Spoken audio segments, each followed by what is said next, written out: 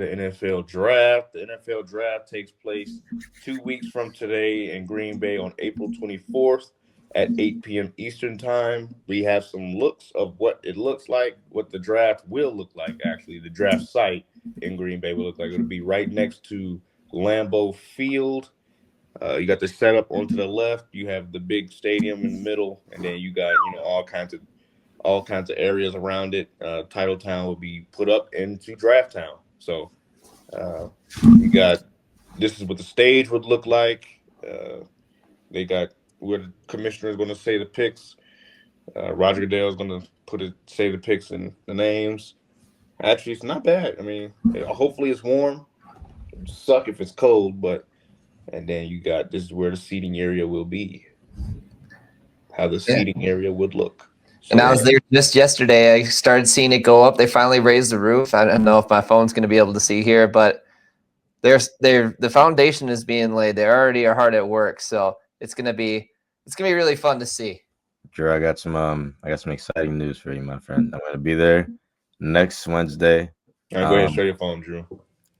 Oh yeah, I gotta get this picture out. Yeah, it was on the ground when we first got there, and they just finally started raising it. So it might be hard to see on camera. We got him still. You there, Drew? You can go ahead. Oh yeah. Okay. Next Wednesday I'll be up there to look at the TSA and Green Bay draft because with Green Bay being such a small city, they're gonna have to upgrade the airports, and so I'm gonna go there and next Wednesday and check it out and get the details on why they're or what they're doing to kind of help out the transportation into Green Bay and what they're gonna do with all these people coming in because it's gonna be 100,000 people there over that. So it's going to be very interesting. Obviously, that we followed very heavily over pretty much the last year, and that's been a question that a lot of people have had. And I mean, they've really done their homework just based on everybody we've talked to. I did an interview with Nick Meisner from Discover Green Bay yesterday. The transportation is pretty much worked out. They're going to be giving out updates on traffic on the NFL One Pass app, which is how you get into the event. And it's really going to be interesting. They're relying, just like on Packer game days, for people to get people parked on their lawns and to basically walk over to the draft from there. There's only a few certain entrances, so it's going to be really interesting to see how the traffic flow looks. But road closures have started. They're going to close Lombardi Ave. That's going to be a part of the draft footprint, and it's going to be really interesting to see. They estimate about 28 to 30,000 people will be able to fit in that area next to the draft stage. Either under the tent for the super fans or the people flooding in from general admission. It should be a big event, and I don't think that there's going to be any absence of people who are trying to make it into one of the most historic football lands in the country. Drew, are you going to be there on draft night? I will be there on the first 2 days. I'll be reporting for the news side. I'm not sure exactly what that looks like right now or where I'll be, but I imagine I will be out in that scrum somewhere. I think I'll be out there with you. Maybe I don't know how it all works yet, but I'll be with I might be with some of the veteran guys at my station. Just to get a flick. Amazing. Get some footage for us so we can get that into the show. So yeah, we'll keep you guys updated. I'll definitely be there next week though, Drew. I don't know if you'll be there at the airport, but yeah, I'm trying to get a lot of information on that to kind of bring back to the Milwaukee area because a lot of people traveling up there aren't really sure what's going to be working for them when they're driving up there. So, and people from just southeast Wisconsin and just northern Chicago or Illinois maybe flying up there. So that's the thing is hotels are not easy to come by, especially because the NFL has had to really buy out a lot of those living spaces near the draft campus and everything else. Not cheap. These Airbnbs up there, not cheap.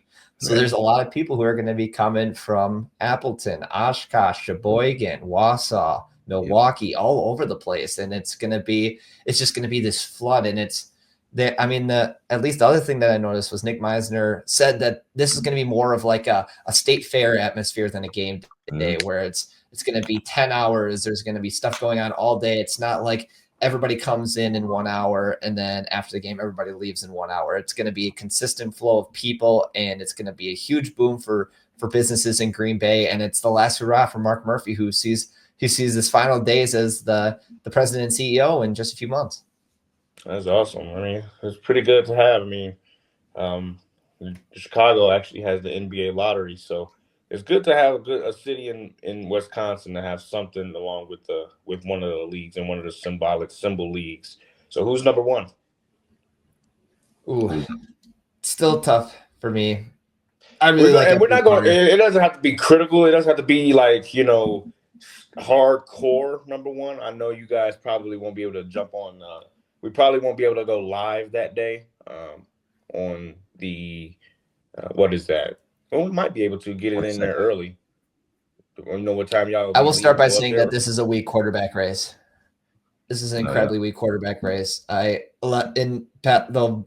is probably not down to like the Malik Willis, Matt Corral that year, but it's pretty close. I think the first overall pick should be Travis Hunter outright. That's the best athlete in the draft, and that's the highest upside. I think the Titans should be smart about that. They should definitely build off the defense to get a bridge quarterback. I think that'd be extremely smart. Well, Mel Kiper has Cam Ward going number one. Yep, I saw that. I don't know, man. I like Cam Ward a lot. If you find a way to let the Browns get Travis Hunter, you're asking for it. Yeah, I agree. Their defense is already insane, and putting that piece in their defense is ridiculous, especially Myles Garrett still. I mean, and don't forget they can go get a quarterback in free agency or in a draft somewhere to go with Travis. Dude, Shador's not even like top 10 in most of these mock drafts, which is crazy. I don't even think he's first round. Mel Kiper he's not that good. Mel Kiper has him sliding to 9 to the Saints. Do you know how crazy that would be if he went to 9 with that team that was practically that was close to the playoffs? That's not going to be a good value for him. And if he goes to a team in the 8 or 10 spot, I bet he doesn't make it through the first contract before getting shipped off somewhere else. Sanders is currently from what I'm looking at, I've looked at like 3 of them. They're all saying the Steelers are going to get him at pick 21, which I guess makes sense, but that's far down. Not even a lottery pick, top 5 pick. Okay, well, there you go. That at least makes a little bit more sense. I would understand it. I mean, not every other team needs a quarterback besides them, and I mean, unless the Cardinals want to pick him up for some reason and trade Kyler Murray, but I can see that happening. I don't know why. I can just see it happening. But who do you guys on your teams? I know Jalen, your Bears team, and I want Kelvin Banks from Texas, the offensive lineman. Yeah, I don't really want. I mean, it's not saying that I don't want Ashton Genty at all. Don't get that twisted, but I want to build the line as much as possible because I don't want another failed quarterback experience. You know what I'm saying? Like, right. I don't want. Caleb has a lot of talent. They seem to be doing right. He's got the arm strength. He has the accuracy. He has the potential to be great. I don't want him to be ruined by the Bears again. Ruining another potential high draft pick, ruining another franchise possible quarterback because we can't protect him. Like, I'm going to lose my mind. Obviously, my dad has already jumped onto my dad is already high on the list of he's proud of what he's seeing so far. I want to see it first. Like, I'm not getting my hopes up because I remember talking to him all last season that he was high, he was loving it, and by week 9, he was down. So I said I went into the season. I even said on Hawk Talk last year, I want to see it. I'm not getting my hopes up. And there's proof and footage of me saying I'm not getting my hopes up. And I'm not. And I didn't. And look what happened. If you expect disappointment, you'll never be disappointed. Exactly. So until I see change in my face, until I see it on game footage that they've changed, I'm not believing in none of that stuff. And I'm not going to go crazy until I see the actual change, to see the change actually happen. Because I refuse to get my hopes up like I did with Justin Fields just to be ruined because we can't protect him. Jets QB now. Jets QB. We're going to talk about that later on. We're going to talk about that before the draft. And we're going to have all next week to talk about the draft as well. So who do you all think that you can get before we jump on to the next one? Well, to the let me last just say first that, I mean, Nazir, you're a Chargers guy, so you're only one pick ahead before the Packers. So We're gonna if trade you up, take dude. someone I like, I'm going to be a little We're frustrated. gonna trade up. We're gonna get Tyler Warren. I'll get back to you though. Go ahead. No, no worries. I mean, I think that the Packers, just based on what they've already done in the offseason, they're not gonna. I don't imagine that they go after offensive line again. I feel like that they've already established what that's going to look like for them. And I mean, the ideal thing would be to see maybe like I doubt that Shamar Stewart would even drop that far. I can't even consider that. I mean, the other option, Michael Williams, is a pass rusher, because that's really what they're going to be looking for, is someone to either compete with LVN, because Rashawn Gary is still in good shape. It's just obviously coming off an injury, it was going to be a little bit tougher for him to go full speed. I think they're good on the interior line, but you got to get someone else who can add to that pass rush. And I mean, that starts, I think, with if Michael Williams drops, but the other one, I mean, they already had him looking at that Arkansas pass rusher. I can't think of his name right now, but he looks to be probably the guy that's going to appear in that area of the draft. The other one that I was looking at is right after they.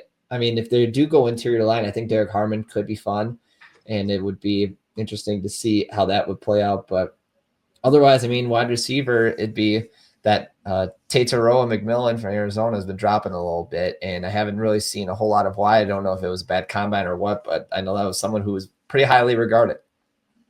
Okay, so we're gonna leave that there. We're Hold gonna on, have hold on, hold on. more. Oh, go ahead, go ahead. I think for the Chargers, okay, real quick. Mm. We need interior linemen, but there's no good interior linemen in the first round. And I mean, there are, but we could get them second or third round without wasting a first round pick, obviously. And like I said before, we're gonna trade up and get Tyler Warren, but we also might trade down to get a little bit more draft heavy later in the draft. And I'm hoping we either draft Tyler Warren or Mason Taylor, because we do need a great tight end after seeing what Will Dissly did in the playoffs last year was ridiculous. So I think I'm excited to see what they do, and I really want them to get one of those tight ends, because those are fantastic tight ends, especially Tyler Warren. Oh my goodness. We're gonna have a full week of NFL talk coming up soon. And then we're gonna have a full day of just breaking down the NFL draft and who we think.